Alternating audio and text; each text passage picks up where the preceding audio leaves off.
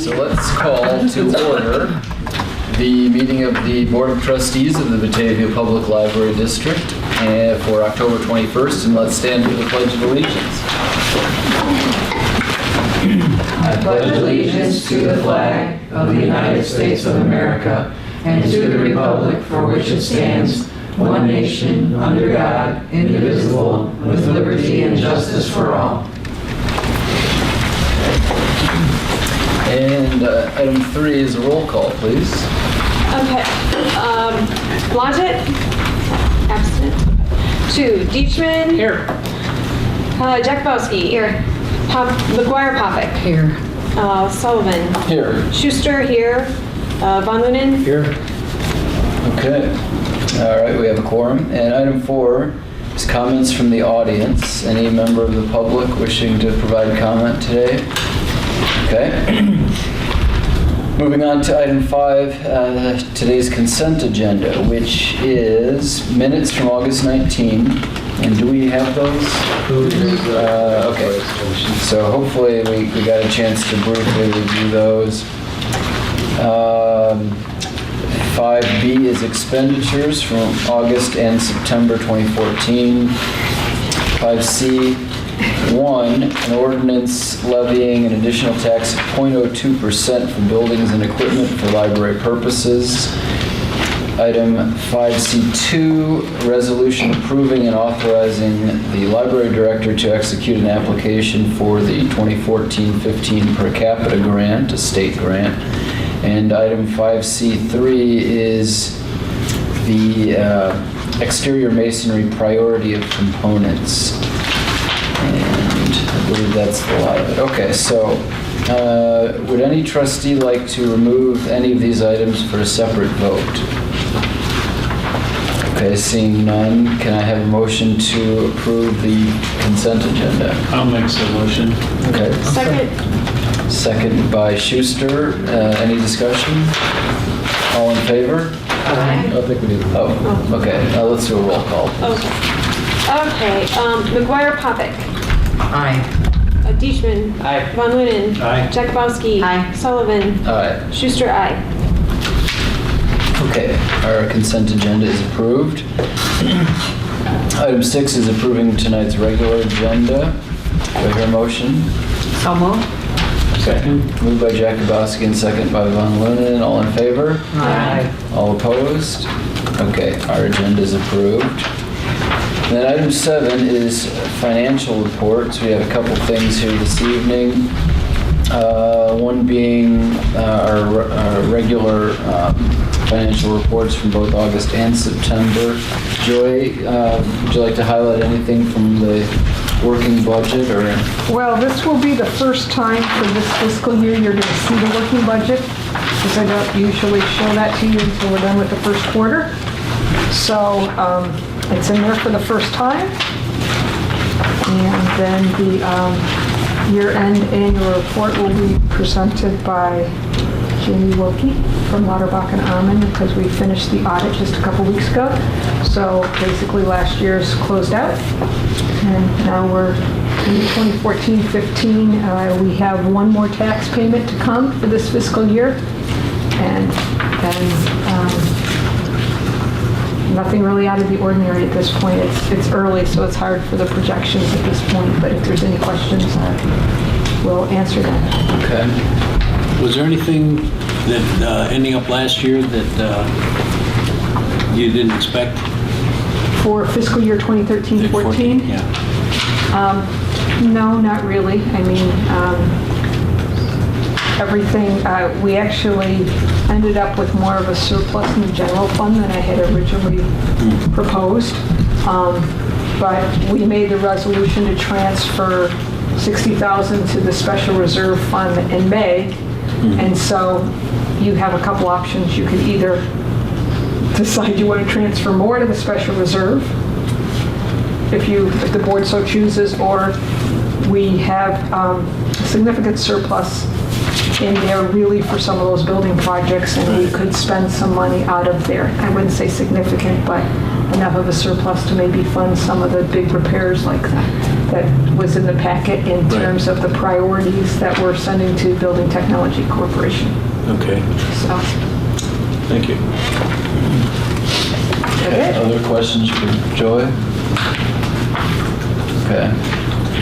All right, so should we move on to 7B, which is the annual financial report that we were given in advance here, and I'll welcome Jamie Wilkie from our independent auditor. Welcome. Thank you.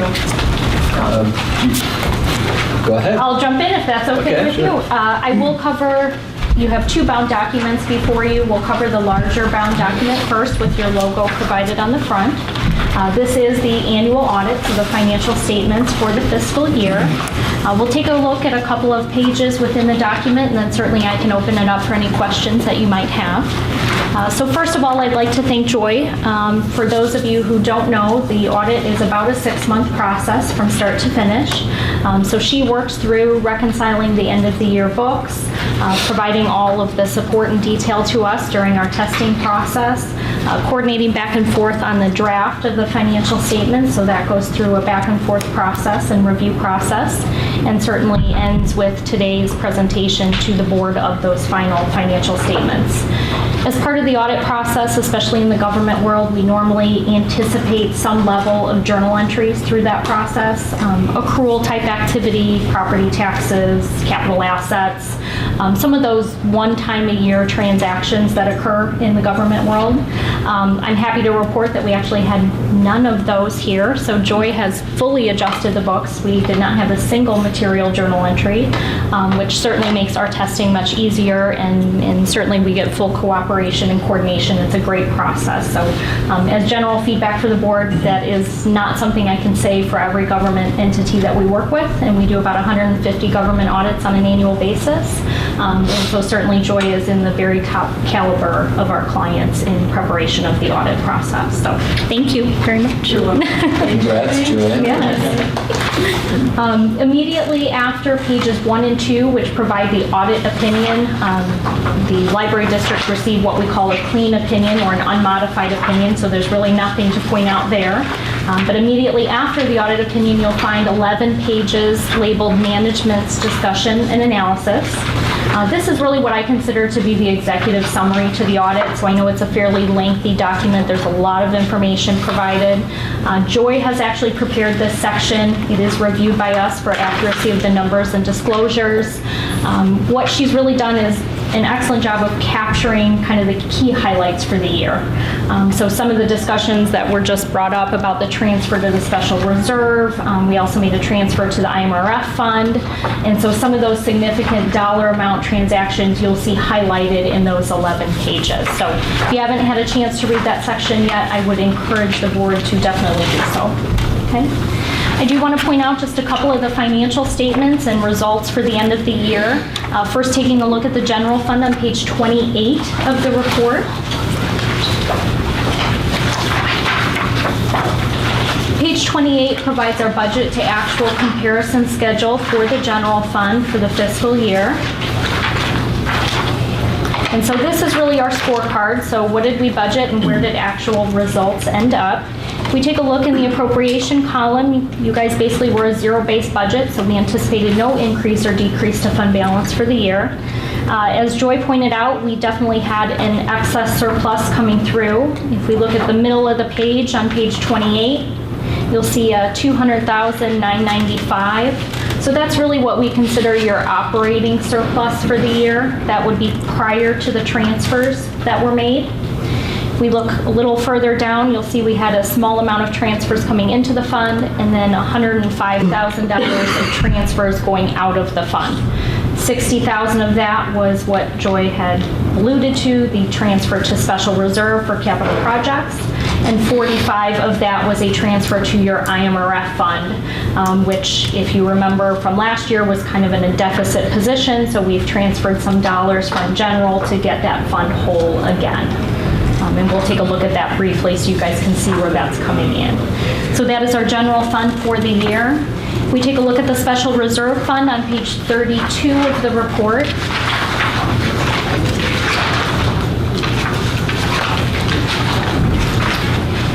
About the top quarter of the page, you'll see our expenditures for the year in the actual column of about $206,000. If you go down just a couple lines, you'll see that $60,000 transfer coming into the fund from the general fund. So ending fund balance of $765,000 for the year. Any questions so far? Good, okay. And then I just wanted to point out what we call your non-major funds. So these are all of your smaller, really your tax levy funds, and you'll find those on pages 35 and 36. So these are the income statements for our smaller tax levy funds, IMRF being the first column. So you'll see about halfway down that page that transfer in of $45,000 coming into the fund, ending fund balance of just over $7,000. You'll see that was in a deficit at the beginning of the year, so we've now corrected that deficit through the transfer from the general fund. Okay. And I don't think any surprises in any of the other small tax levy funds. Certainly no issues there. Actually, balances are fairly close to what they were last year. Any other specific questions on the larger bound audit document? I'd be happy to go into more detail if anyone has any questions. Okay. The management letter then is the smaller bound document that you have received, and I'll just briefly cover that.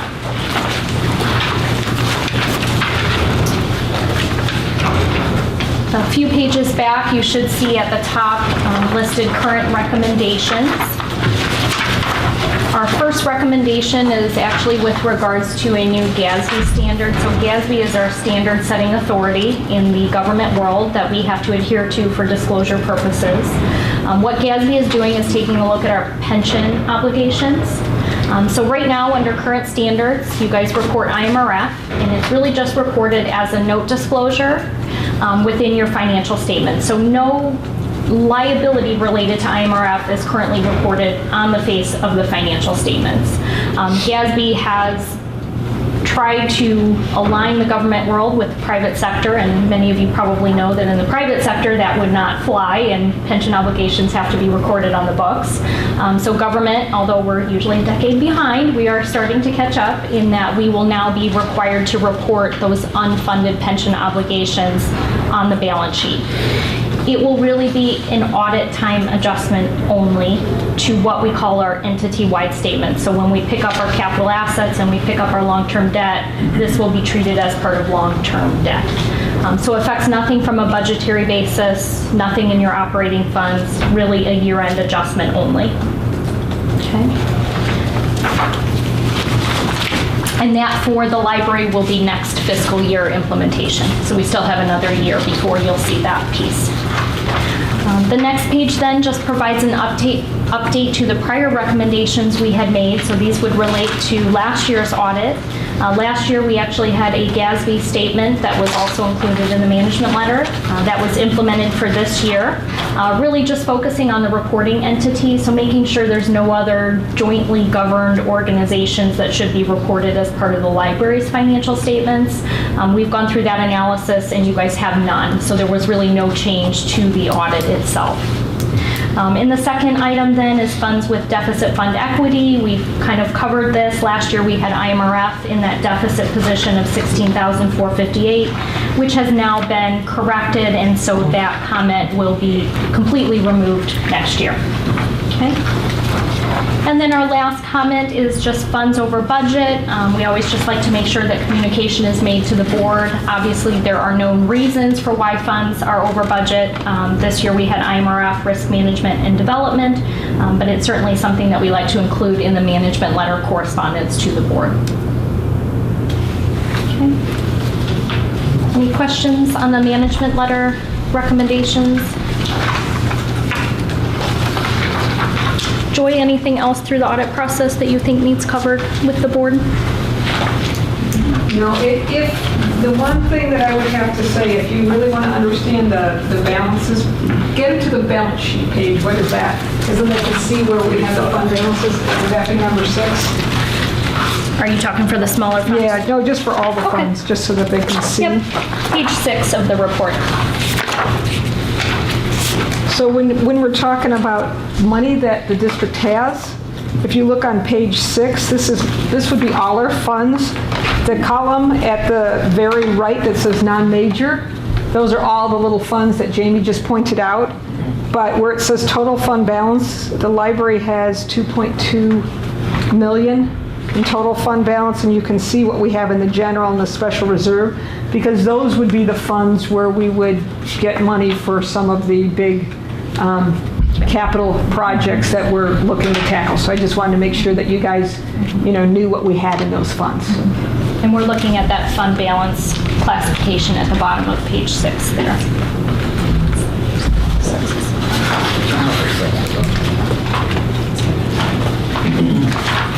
I do have one question. Sure. And I'm not even sure that it's necessarily even an audit question, but maybe just a policy question.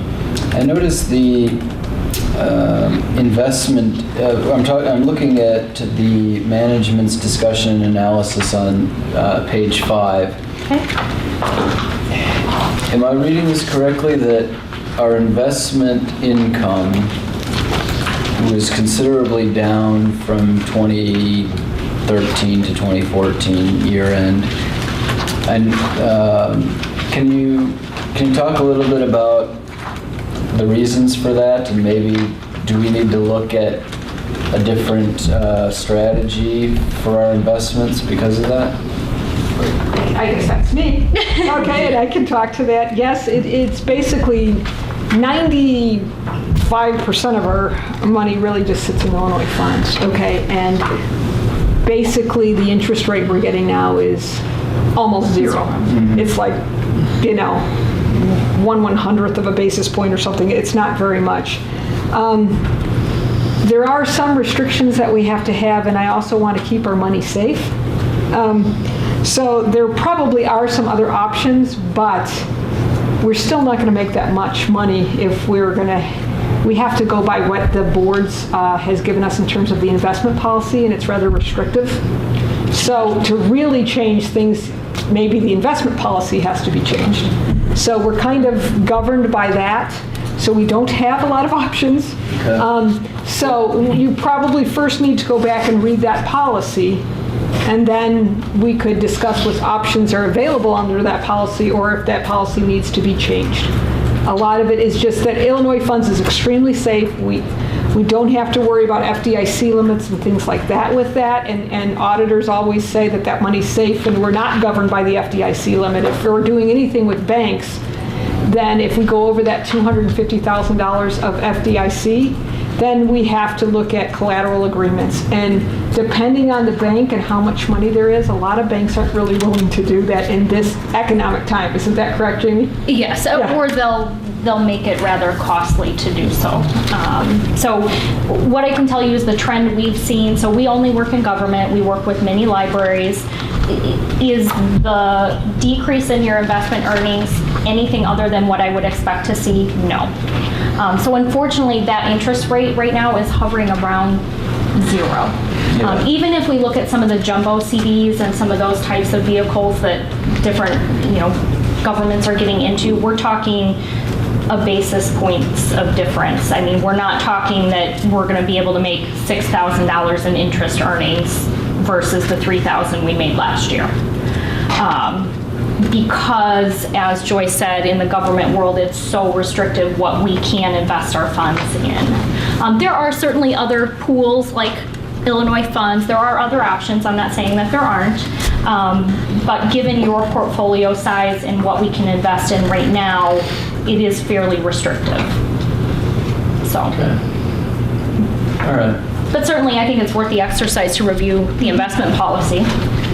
And I know we did an exercise like that, I don't know, 2 or 3 years ago. I believe we looked at IMET, if that's the right. Yes, that's one of the acronym. other pools, correct. So, and I guess we decided just not to change at the time, but maybe it's worth taking just a second look at that, and if Joy and George feel that number has any room to improve.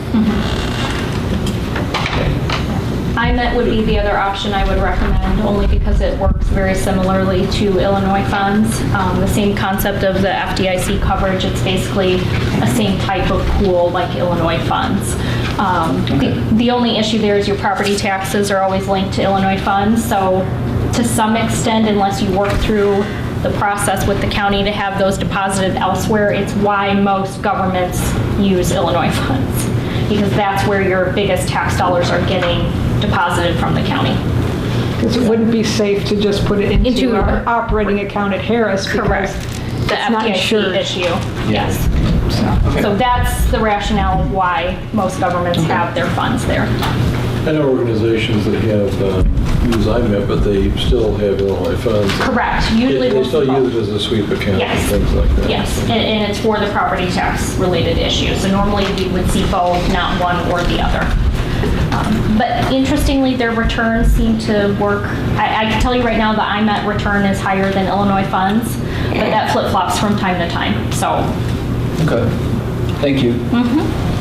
Any other questions for Jamie or Joy?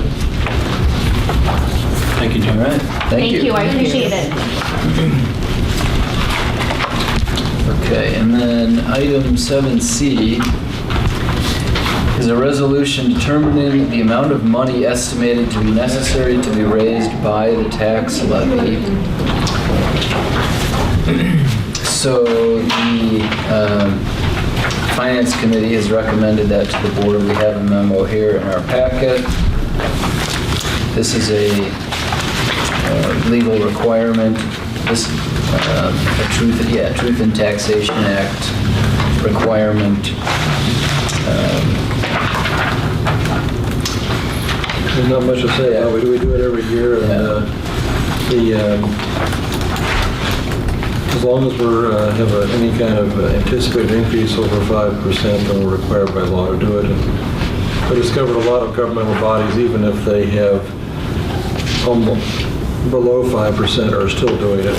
I publish in a document just because it's sort of a transparency issue, I think. So. All right, and this, I guess, estimated levy doesn't necessarily reflect our actual levy or the percentage change, given that No, we're it's- limited by other factors. We are. The tax caps, for example, so the percentages will always be lower. And then in January, although it's not the same level of impact that it was, the abatement that we'll continue to do for the next few years, while it's very minor now, that also tweaks the percentages. But we have to compare this year's anticipated with last year's actual, and last year's actual is after the abatement, and that's just the, I may have commented that on the cover memo, that's just the way the law works. All right. Okay. All right, questions about this ordinance? Okay, do I hear a motion to approve? Also move to approve the resolution determining the amount of money necessary, estimated to be necessary to be raised by the tax levy. Okay. Second. And second by McGuire Popick. Any discussion?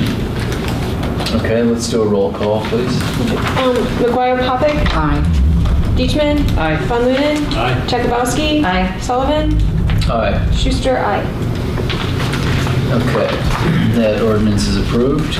Item 8 is the president's report.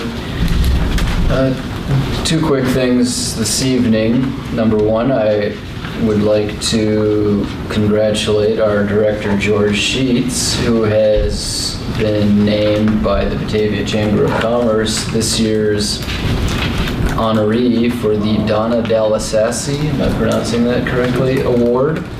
It's a annual award given by the Batavia Chamber of Commerce for commitment to that organization. Congratulations, George. Some of us will be feting George tomorrow night at Abbey Farm, so Batavians are welcome to join us at that one, including my fellow trustees here. And then also, I just wanted to point out that even though we didn't have a board meeting in September, I do appreciate the trustees taking the time to do that homework assignment related to the site work components that we were trying to prioritize. So thank you for your efforts there. That did help the facilities committee work out what, how we should structure the public bidding process to get a second set of prices for those individual components. So thank you for your efforts there. And now, item 9 is a good news or comments from the board. I've got a piece of good news. Okay. As of today, the phonograph records are gone. How much money did we All get? of them. Well, as you may What's recall, holding the library down? gave them away. They have 2 bills of lading, one for 10 pallets yesterday and another for 10 pallets today.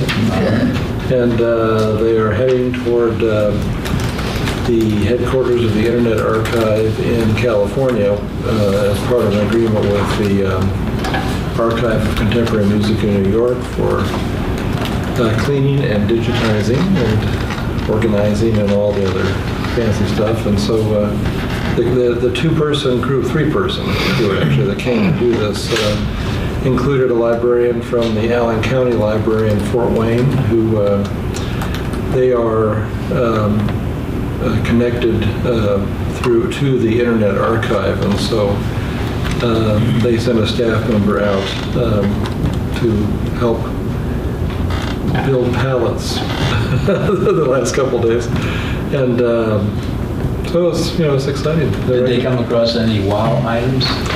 Well, earlier on when we had Tom Sfakota, who lives in the Chicago area, who works with the Internet Archive, or the Archive of Contemporary Music, and another gentleman who came out and actually looked at every record of the 78s. And they found quite a few things that were very impressive, both musically and in terms of phonograph record company history. Some labels that, in fact, we were told that the archive in New York has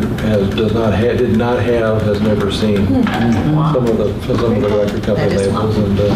And Tom Sfakota, whose father was a musician, and this is, you can't make this kind of story up. He actually found a record by his father.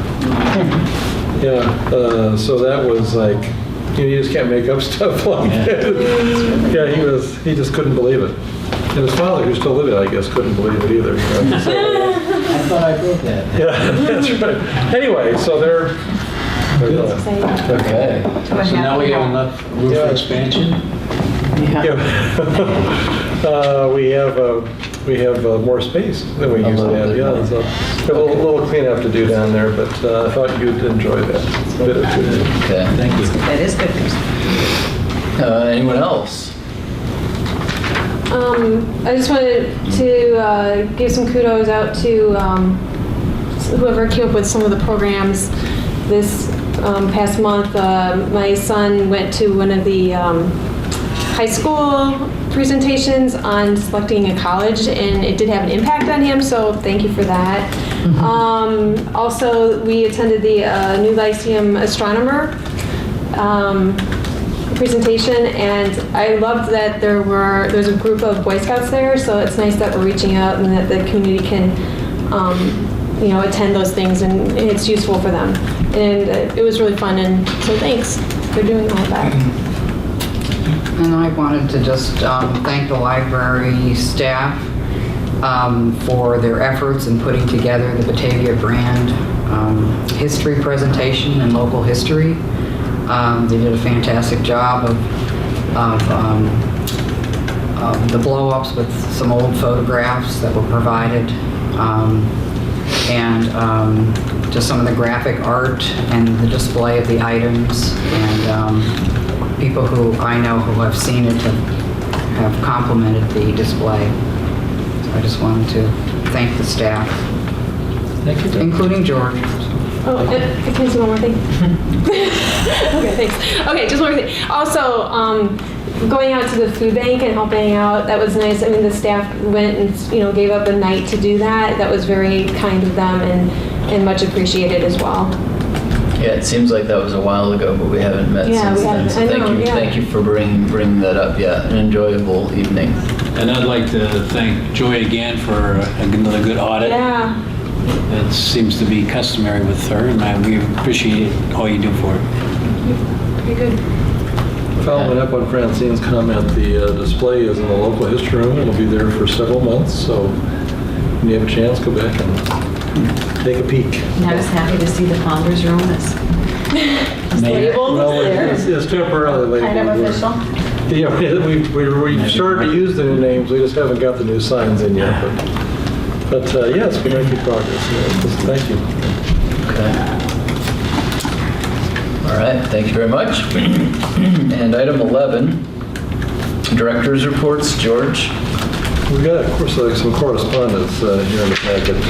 Oh, I'm sorry. That's I missed item 10. Thank you. All right, just two things. One, we have an egghead, which is the official name of our egg sitting on the wall out for Halloween costume contest, and the pictures are in the lobby and also online. And the staff just came up with some over-the-top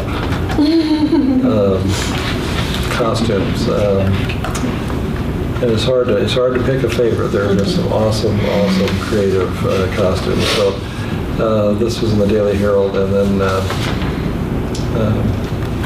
sort of a self-serving article. I stuck the article from the Daily Herald about the chamber in there as well. But the egghead contest is generating quite a bit of interest, both in the library and on Facebook. Actually, we've never seen a lot of Pinterest too. well, Pinterest as well. That's right. And so, if you care to participate, you have till October 30th to vote for your favorite egghead.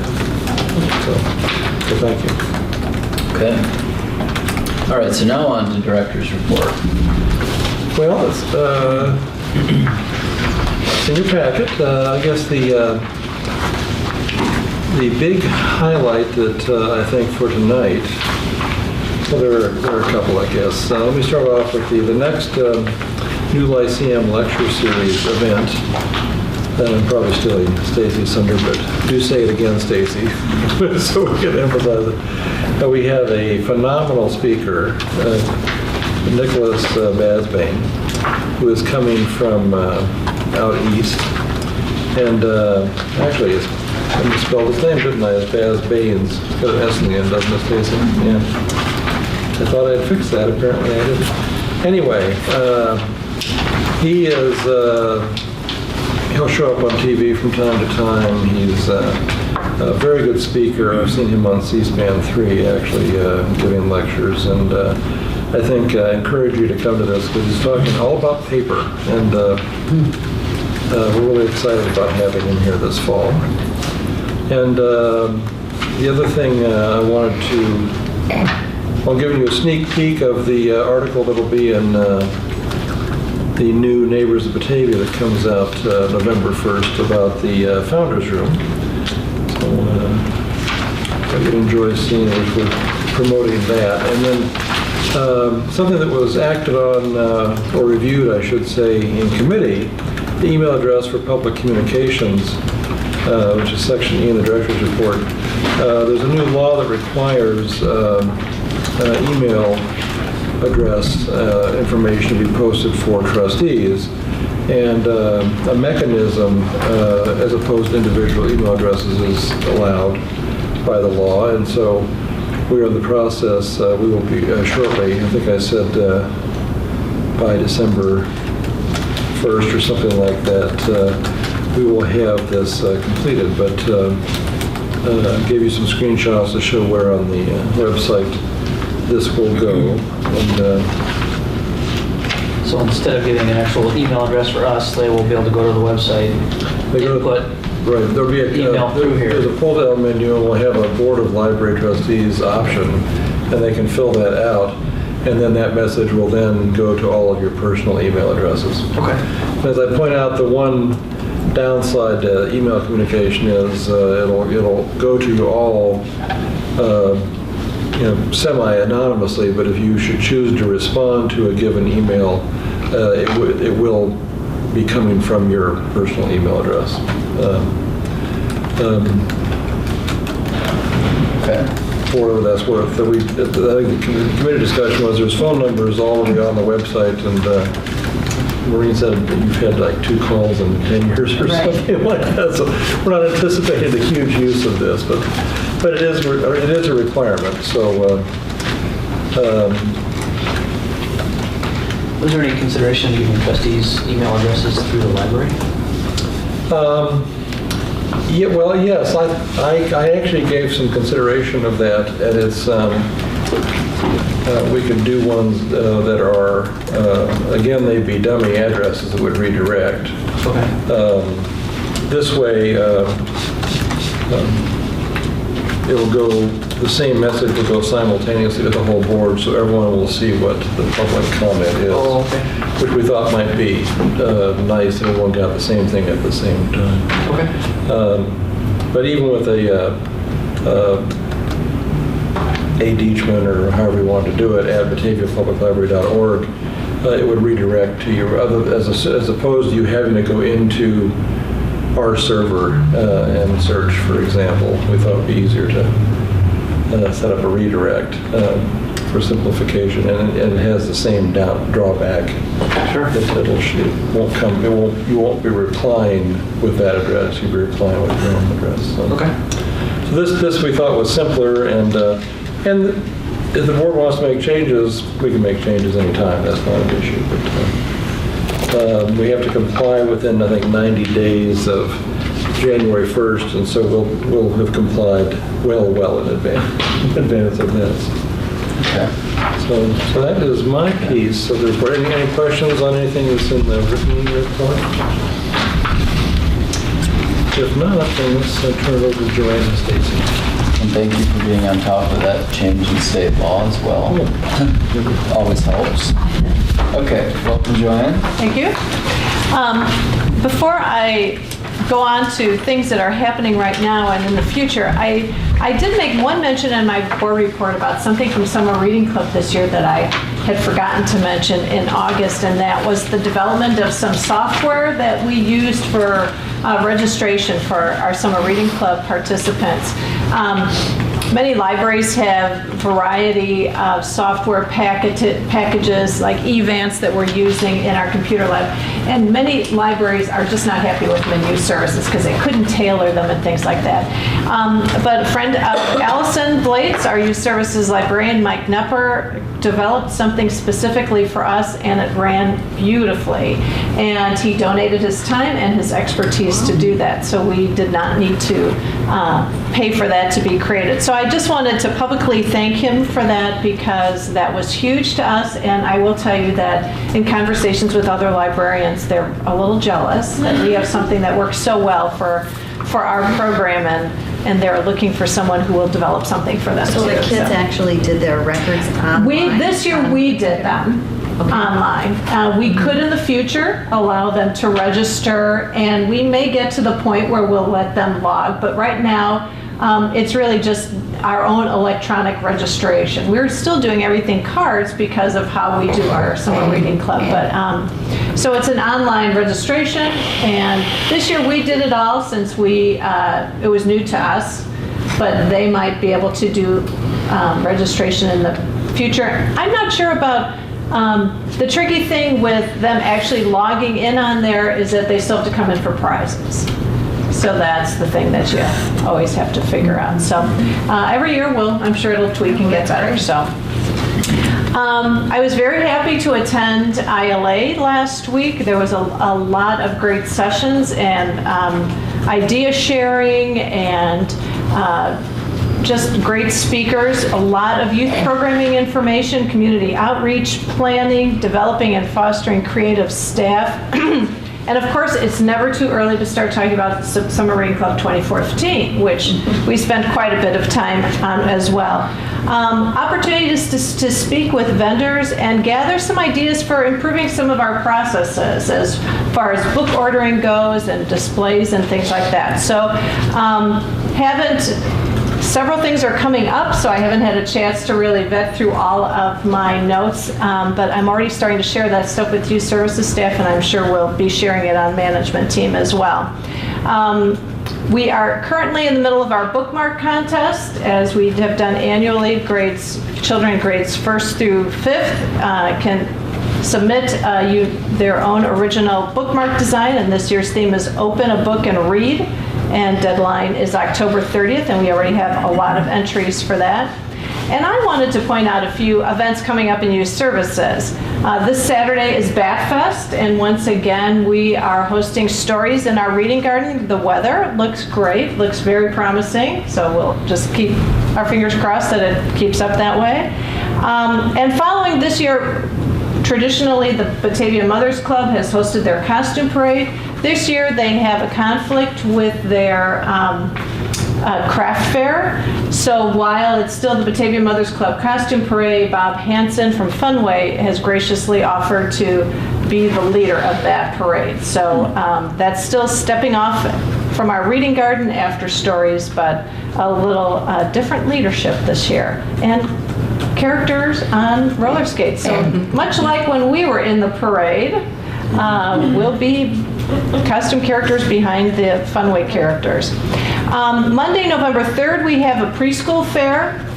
We've been hosting this for the last several of years with Geneva Public Library. We've invited all the preschools in Batavia and Geneva to set up as an open house format, and we've been consistently getting over 100 people every year, adults and children, who come in to look at preschools and helping them. We have had even families with brand new babies who are planning ahead. So we hope to get a great response. We are very happy with the responses and look forward to that event. So if you know someone with young children who's trying to figure out what preschool options are available to them, please encourage them to come between 6:30 and 8 on November 3rd.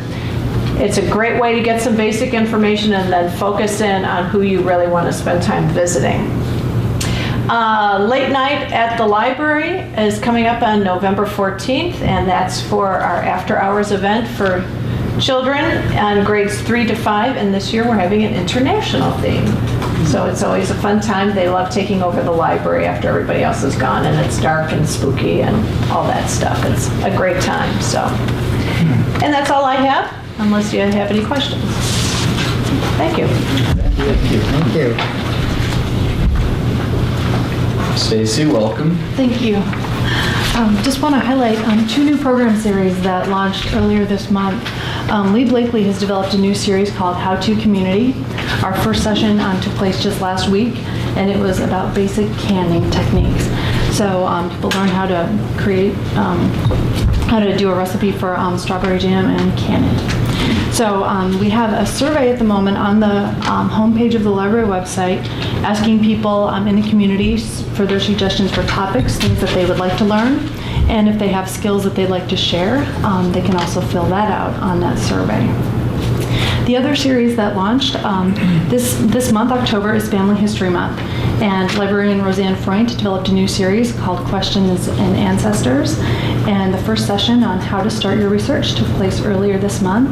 The next session, this is going to be a quarterly series, the next session is scheduled for December 1st, which is a Monday evening, 7 o'clock, and it will focus on Chicago genealogy. So we're delighted to have those 2 series underway. And George mentioned something coming up soon, the new Lyceum Lecture Series in just a couple of weeks. Wednesday, November 12th, 7 o'clock, Pondering Paper, 2,000 Years Young, presented by Nicholas Basbanes. So we're delighted to have him coming to town. Any questions? All right, thanks. Okay, thank you. Okay, item 12 are committee reports. So we'll start with 12A, facilities. Andrew, anything to report there? Yeah, we had a really good discussion at the last meeting regarding what we're going to do with the site work components and how best to package those for collecting good bids. So we decided, as you saw in there, what we're going to do with that, put the railings and the stone work first, and the Water Street stairs, which I think are important for, committed to the city to do that work. Some of the other alternate items we expect we'll move forward with also, but those kind of separate contract type work, so those will come out, and then we can decide, depending on how they come in and what our budget available is, as to how many of those tasks we can do. So we had a good discussion about it, and I think we came up with a good way to work through the project. Okay, thank you. Questions for Andrew? All right. 12B, Finance Committee. Tom, anything to share with us? Well, we spoke about finances for this and how we're going to go about getting the money to accomplish what we need to get done in the building. We still have a number of different avenues. And we also talked about the insurance programs, which I think we're just about ready to. We didn't have anything at the time, but they were to be presented before the board meeting. So I guess we have those in now. Okay. All right. Questions for Tom? Okay. Okay, so item 12D is Services Committee. We did meet in October. As we already heard George's report about the email addresses that or a generic email address, if you will, that will be enable members of the public to contact us as trustees via email. We also had a lengthy discussion about the performance appraisal instruments that we as trustees use to appraise George, and also George's instrument for appraising his staff. So at this point, I told George that I would give some feedback to him related to what, if anything, we wanted to do with the instrument that was used last year. So I'll open that up for trustees to contact me if you want to consider that, and let me know what if anything you'd like to see that instrument do or allow for, be it a different format, a different type of scale, more qualitative, more quantitative, whatever would help us as trustees make that instrument more useful. Please let me know, and then George and I'll have more discussion about that, and I guess with Leah as well. So. Okay, and then we also talked about possibility of a 3D printer. Apparently a few libraries have begun ordering this new technology. We decided, based on the burden on staff that it would currently take, not to pursue that. And that was pretty much our agenda from the October meeting. Any questions on those items? Is the cost on a 3D printer exorbitant at this point? A few $1,000s in supplies and things. There's more of the care and feeding of it, I think, was more of the issue. Every patron will probably need assistance doing it, so that would pull staff. Yeah. And maybe This would be for the patrons' use, not the library use? Right. Right. Oh, okay. Libraries have them for patrons. And then there are certain limitations based on, I was just reading an article about these types of printers. You have to use different types of media or mediums to print it on? Mm-hmm. And then the lower the cost of the printer, the more restrictive it is in terms of what you can do, correct? Mm-hmm. Right, I mean, if you pay $100,000, you can create an artificial limb, for Right. example, but not maybe with a $2,000 one. I mean, that was I kind of wouldn't the want to gist have of it. that one on me if that was. Right, yeah, exactly. And would that bring up liability issues for something that's produced Right. here? I don't know. And no that one's either. really clamoring to get one, so I decided to hold on. Okay, sounds like a good decision. Thanks, Doug. Okay. Any other questions on services committee items? Okay, 12E is the Library Foundation. Kara? Yes. Let's see. What's happening? Okay, we are putting together, or Lynn, is it Lynn Elam? Is that right? Okay. Yeah, she's heading up the Stay at Home and Read a Book direct mail campaign for fundraising. We're doing a quick fundraising effort that will be sent out, I think, at the end of mid-November. That will be going out to people's homes. It's the gala event that you don't have to attend. Don't get dressed up. Yes. Yeah, you don't get dressed up. They are encouraging you to stay Don't go home and out. read a book. And And so... write a check. And write a check. Right. So the reason for having it at that time was that we thought that it would perhaps,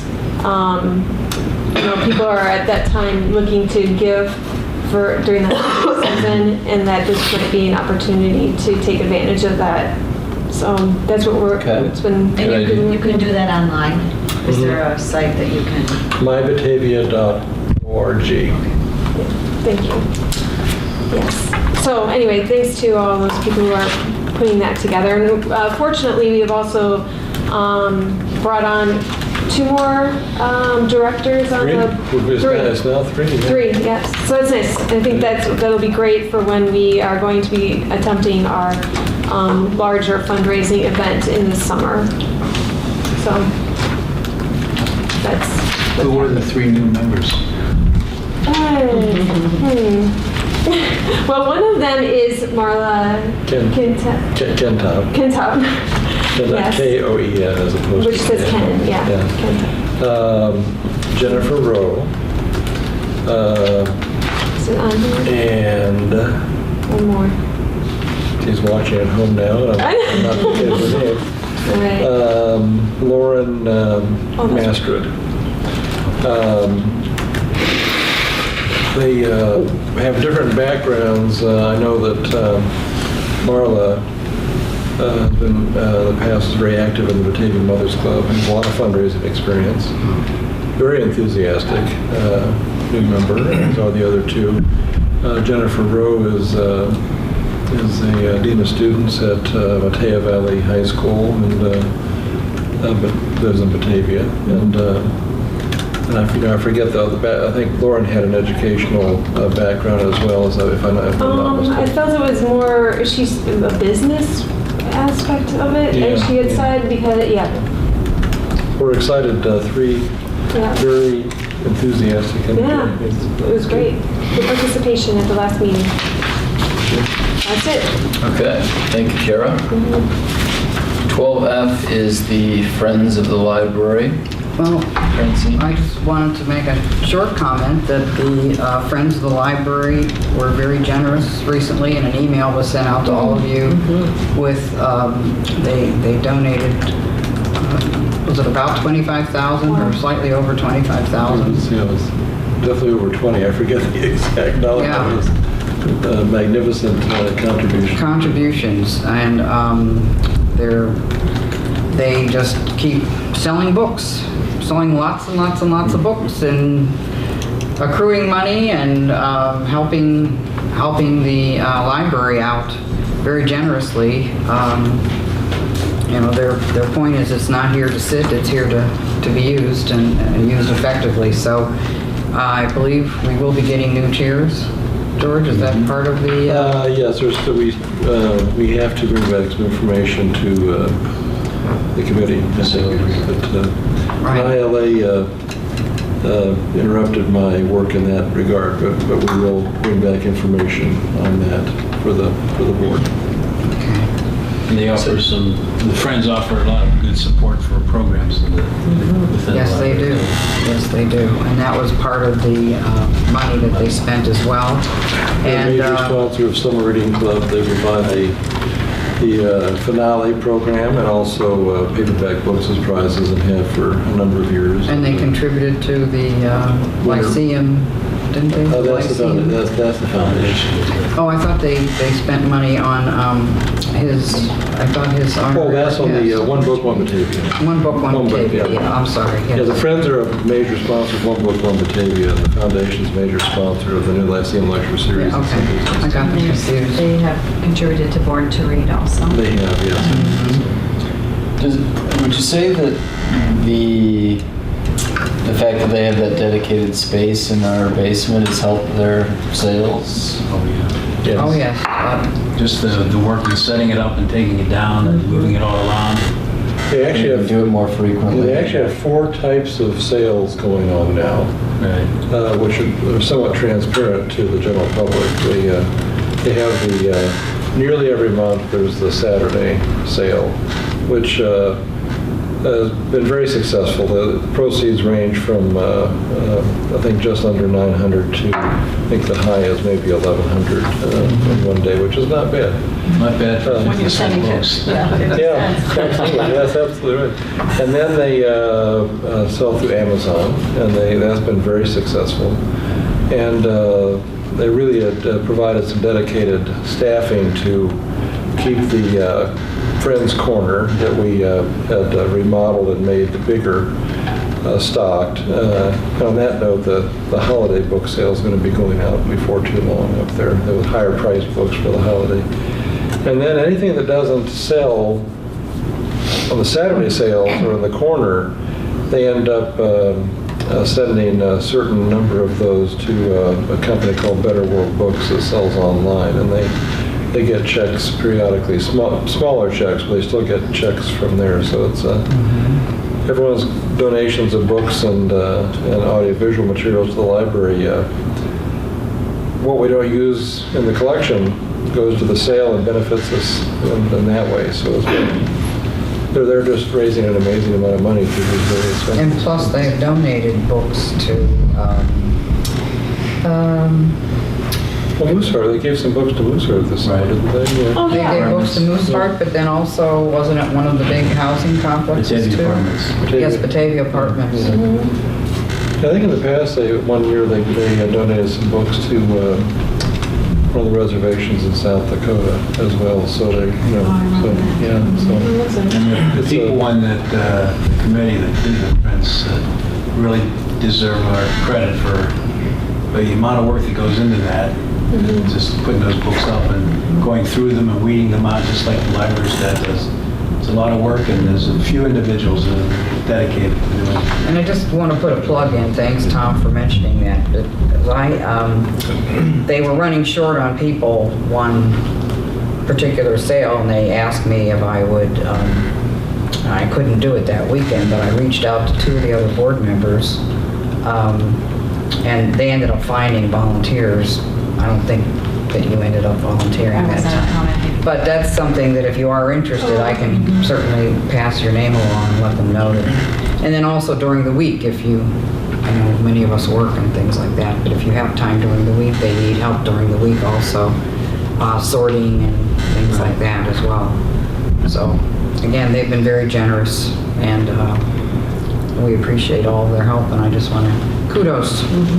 Yes. Yes, thank you. And Joanne? I just wanted to mention for the Friends as well that during, for Halloween, they're selling once again their All Hallows Read coupons. And so you can buy sheets of 10 for $2.50. And the idea is hopefully that you'll use them as handing them out with your trick-or-treat candy at home. And the coupon, a child can bring a coupon back to get a paperback book, either from the ongoing sale or from the Saturday sale. So those sales are going on right now at the checkout desk, and will go on. They'll be setting up tables at Batfest on Saturday. So another good way to both help the Friends and to move some more of those books out of here. So. Okay, thank you for mentioning that. All right, item 12G, is Link. George, anything to report there? The business as usual, actually. There's nothing earth-shattering going on, but we continue to meet monthly, and we're just starting to begin, the fiscal year is different for Link, so we're just beginning to look at the budget process for the next fiscal year, which begins in May. So. Can I ask a question about that? Well, you would send us an email notifying us that Franklin Park, I believe. Yeah. Oh, sorry. That's not public. Okay, sorry. Okay. All right, moving on to 12H is BATV. Karen? Okay. Let's see. BATV is very busy during the football season covering that. And that takes a lot of manpower and volunteer work. So that's what they're focused on during this time of year. The board has interviewed a few people to bring on new board members. And we had a meeting a few weeks ago, kind of a visionary meeting because we have new board members to discuss where BATV, just kind of revisit the mission statement and that sort of thing. So we've been busy doing that, and of course the usual capital items that need to be replenished, activities, voting for those kind of things. So that's what's going on at BATV. Okay. All I right. think, jumping back a second, and maybe you should mention this rather than me.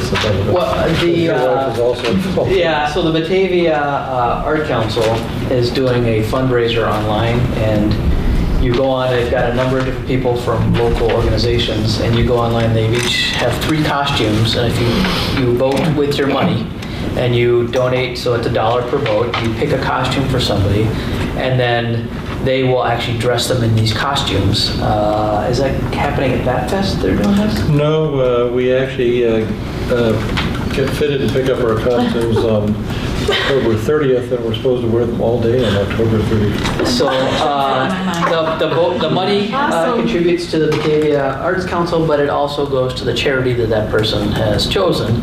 So I don't know if anybody from BATV is doing it, but like Holly is doing it for the Chamber of Commerce, and her money is going to AID. George is doing it, so you can pick costumes for him, and he's benefiting, I believe, The foundation. The foundation, okay. Every foundation. So Sherlock Holmes, a bulldog, And a wizard. a wizard are the 3 choices. So you can go onto their website and donate a number of We're dollars. told the bulldog is leading. Ah, Sherlock Holmes As it is not. should be. Yeah, that's right. Sherlock Holmes is not too far behind. Okay. And I have no idea about it. Which okay. one do you prefer? So, Well, they asked me to pick 3, and I picked the bulldog and Sherlock Holmes, so I'm fond of both. So Doug's looking a little maligned that he wasn't involved. I'll tell him. I'll give him my name. Next year you can. Too late. No, I missed my chance. So- How do you get to this? or- So is it, probably if you were to look online for the Batavia Arts Council, or is that? Go to the Batavia Arts Council website, and I think it's bataviaartscouncil.org, but Google Batavia Arts Council, and it'll be. Does our Facebook, the library's Facebook page, does it mention it? I don't think ours does, but I've sent out I sent out an email, I think. Okay. And I can send out again if you'd like. It might be something that the library. Dominic Cotero is currently in the lead. I think Holly is close behind. Britta McKenna is in 3rd. Okay.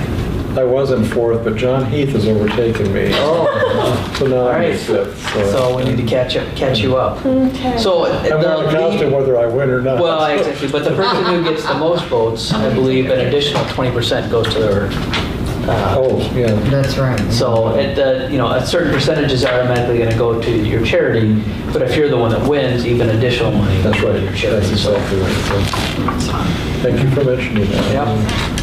That's a cool idea. yeah. Okay. Item 13 is future agenda items. You have a memo in your packet. Any questions on that?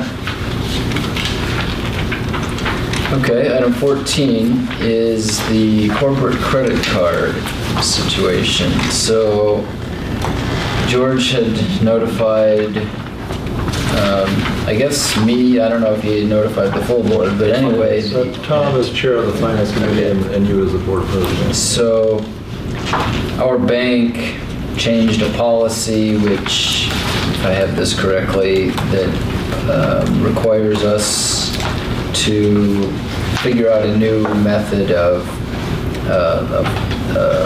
I Yeah, guess, our current card- arranging a purchasing card for employees. Our current card, the bank that has issued our current card is no longer going to have a corporate credit card. So they're discontinuing it, which caused us to do a little scrambling to find a replacement. And we discovered, Kathy, kudos to Kathy for doing the research on this, and enjoyed participated as well in that process. And we discovered that most what they don't call them corporate credit cards, they call them business credit cards, and most of them I think are designed for small business, and they're backed by the individual's personal credit as opposed to the institutional card. And we did not want to do that. We thought that was appropriate for an organizational card. And First Midwest Bank, it turns out they actually have the kind of card we're looking for. So. Okay. We found out since the packet went out that they don't really require a resolution per se. A copy of our minutes will suffice for them. But one way or another, the board would have to vote, so we'd have something in the minutes. So whether you want to vote on this resolution, which is perfectly fine, or just have a general vote that. And they don't require any other banking affiliation with them to get that? They do not. And this is a credit card, not a debit card? Absolutely. We actually investigated debit cards and through different sources, and there's some restrictions on the debit cards. They can be issued to signers only. So we could not get a debit card from First Midwest Bank unless we moved our accounts there, which we're not looking to do. But at Harris Bank, BMO Harris Bank, we're a affiliate bank, we can get up to 5 debit cards, but they can be issued to signatories only, which means that, for example, I'm the only staff signatory, and then different officers of the board, Doug and Tom, I think are signatories, which wouldn't do the library any particular good because of the use we put them to. And then also there's less purchase protection and with a debit card, and better fraud protection with a credit card. If we want to dispute a charge, we'd have to notify. If it was a debit card, we'd have to notify within like 48 hours. And we might not know within 48 hours, that sort of thing. So, With the credit card, is it in Batavia Public Library name? It is. The way they set it up, the way that it currently works, it'll say Batavia Public Library, and we have 2 cards right now. One of them then has my name with the library, and one of them has Kathy's name because she does a lot of our purchasing work in the office, and we use it for travel and training activities. We do quite a bit of operating supply purchasing. Sometimes we use it to actually establish an account with a company. We used to use it with Amazon when we first started to work with Amazon, and now we have an Amazon card, so we don't need to, or an Amazon account, so we don't need to use a credit card. But it's been very useful, but again, the current one is. Is there a fee, an annual fee for the card? The card we have now actually has always had a $30 annual fee, and they just wouldn't remove the fee, and because we ask early on in various times in that process. I don't know if the new one does or not. I don't know either. I don't think so. I don't recall seeing any statement that it did have a fee. And then how many cards would we have then? We'd have the same number we have now too. Nothing would change except for the issue. Yeah, I just saw your name back here, and I thought, well... There's one person who has to be the lead person on the card. So the way it works currently is I'm was approved by the board back in '05 as the authorized user, I guess. And So then the second card, I then basically designate to the bank who the second card. So we actually, I think Kathy's our third person, I think, maybe on that card because it's her in the office. Would Joanne be your second person? No, she hasn't been, primarily because in the office we do quite a bit of purchasing throughout the library. Now, there have been occasions where Joanne or Jim or Stacy or others have used one or the other of the cards, which is perfectly appropriate, but...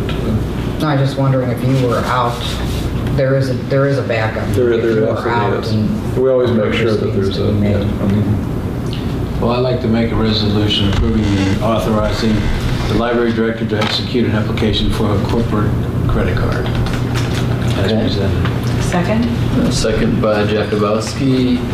Any discussion? I had one quick question. How does that get audited? The individual purchases actually get coded by Joy into the... Go ahead, You want me to Joy. address that? Yeah. Please. Yeah. Okay, we have two cards, the limit is a tie. So how it works is George's card, he basically uses for travel, like when he goes to ALA or ILA and buys a few local history, maybe items on there. I don't pay, I would question anything that doesn't have backup. And to be honest, you're always welcome to come and ask to look at those, and I would encourage the board members to do that. And you code the individual. I do code them to what accounts they go to. We don't have a lot of traffic on either one of the cards. Kathy as the second, it's really the purchaser type, whoever does that function. We really encourage our department heads to go to places that we already have established accounts with. And Kathy is very diligent. If there's something new, we have to call, make sure they don't charge us tax because we're tax exempt, and every once in a while they do. And so she'll do the research, call them back, get it put back on our account.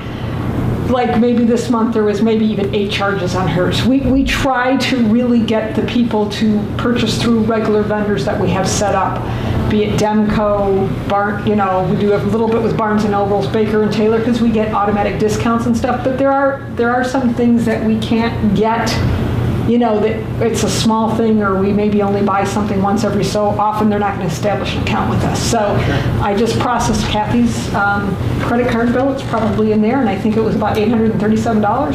So everything is tracked through our working budget. And Kathy does not give me the bill until she has all the backup for something. So sometimes it could be a packing slip as well as the information from the computer. Sometimes it's an email that says, Kathy, I want this, and then there's an order. I mean, we have a ton of backup. And then in the audit process, when they come, they look at those very carefully as well. They usually pull quite a few of those, but we really don't, I think George's bill is usually under $100 a month. Sometimes he doesn't even use it unless he goes to ALA or ILA. Sure. And it's really not an issue for us. My previous employer, I processed 8 credit cards a month. So I know how much you can have, and we are a stickler about backup for all of our invoices. And we go back to the manager, and I don't think we've ever really had any issues. People know that they're going to hear from us if we don't have the right thing. Sure. And then if they abuse it, then we don't want to use the card. Okay. So, we're very careful about that. I just had one other question. Are there any reward? I know that the amount that you charge on here is not a lot, but I was wondering if there were any rewards. Our or anything current- like that. Not sign up for that at all. Our current card, I don't believe had anything. Yeah, we just, we pretty much get a... It was an option, but we opted not to Yeah. get that kind of a card. We're pretty much just worried about the low fee. We pay everything on time, so we never pay a late charge or interest or anything like that, So it's just... I'd rather discontinue the card. They really don't make... They made $30 a year. They don't really make much money on the library because we're very, we keep all our bills paid That's good. on a timely basis, Yeah, so. it's a convenience thing. More than Yeah. Sure.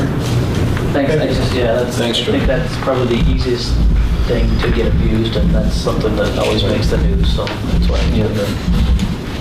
Okay, so we had a motion by Von Lunen and a second by Jakubowski, so let's do a roll call, please. McGuire Popick. Aye.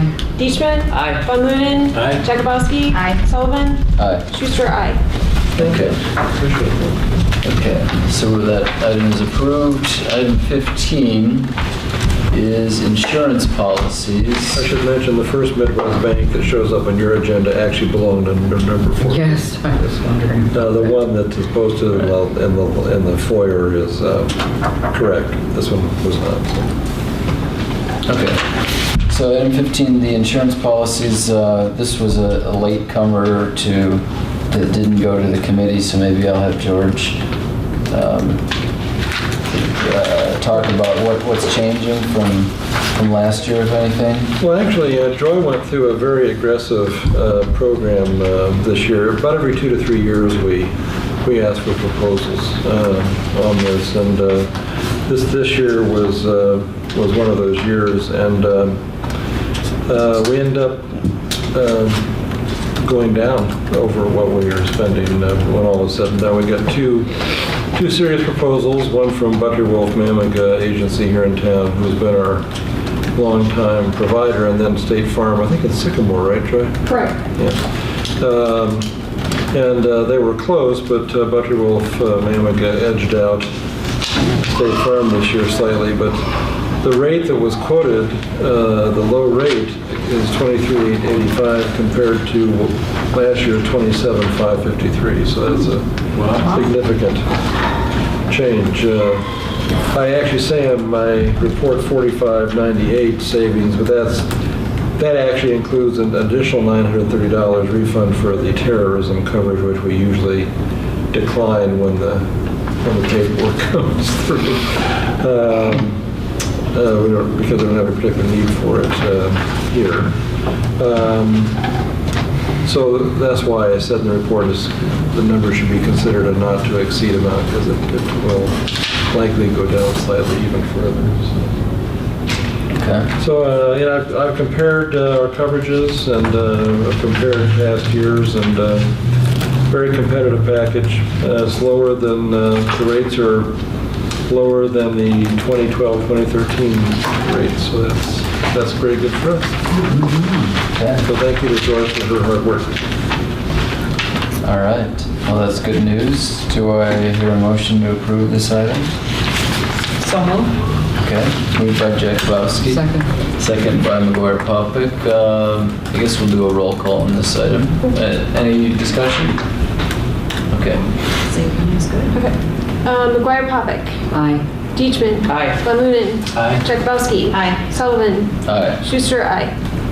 Okay, our insurance policy is approved. The dates on this one were, what was the effective date of this one? November, Middle of November, I think, Yeah. 14th or something. I want to say November 14th to November 11th. Okay. We For 1 year. Yeah, we keep getting them, we keep asking them if they can change the date to correspond more easily to the way we do business, but so far, we haven't had any It's more luck. the underwriting of it than it is the broker, and so we're kind of stuck with those dates. All right.